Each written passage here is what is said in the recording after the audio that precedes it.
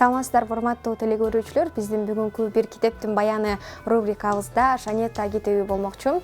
Жанета китебинде карапайым элде, Американын түштүк Каролина жеринде жашаган карапайым элдин жашоосу баяндалат жана ошондой эле анын ичинде Жанета каарманыбыздын үй бүлөсү. Бул жерде ошол мезгилдерде окуянын башталышында Жанетанын чоподон жасалган айкелдерди сатып олтурушу менен башталат. Ошол учурда бир адам келип, андан айкелдин аябагындай сонун жасагандыгын айтып, мактап, андан кийин айкели жаккандыгын, анан аны сатып алмакчы болуп, айкелдерин сатып алып кетет. Андан кийин бунун жашоосунда Жанетаны багып алган болушат. Бул бакма кыз болот дагы, үйүндө тутунган энеси жана агасы болот. Жана ошол айкел сатып алып кеткен адам бунун атасы экендиги аныкталат. Кийин атасы бул кызы экендигин билгенден кийин кызды өзүм алып кетем, окутам, бул ушундай бир сонун өнөрү бар экен, келечекте мыкты айкелчи, сүрөтчү болот дейт.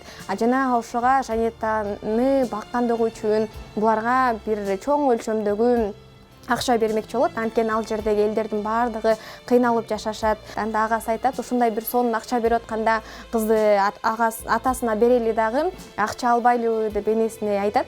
Анда энеси да макул болуп, экөө Жанетаны өз атасына бермекчи болушат.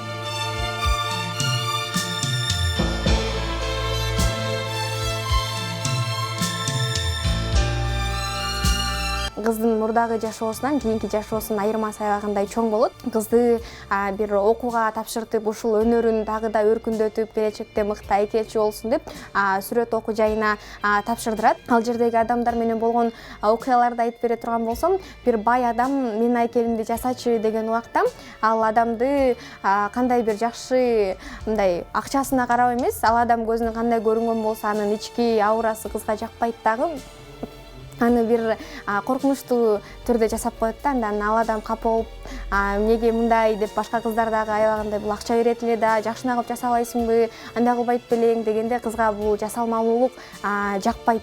Бул кандай болсо, адамдардын ички эмеси кандай болсо ошондойуна карап туруп эле ошондой жасап коет да.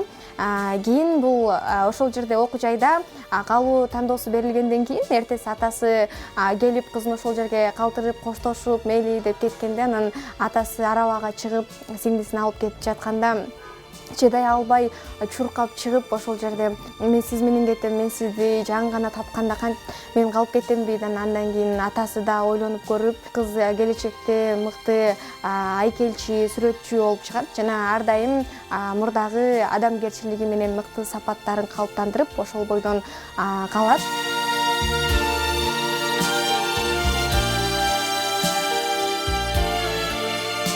Бул жерде Жанетанын ушундай бир адамгерчиликти, адамдык сапаттарды баалаганы жакты. Жана ала турган сабагыбыз бул жерде кандай гана учур болбосун, кандай бир бийиктиктерге көтөрүлбөйлү, жашообузда кандай гана нерселер болбосун, ар дайым өзүбүздүн биринчи кезекте адамгерчилигибизди сактап калышыбыз керектигин алып үйрөнсөк болот. Жана урматтуу окурмандар, баардыгыңыздарга Жанета китебин окуңуздарга сунуштамакчымын.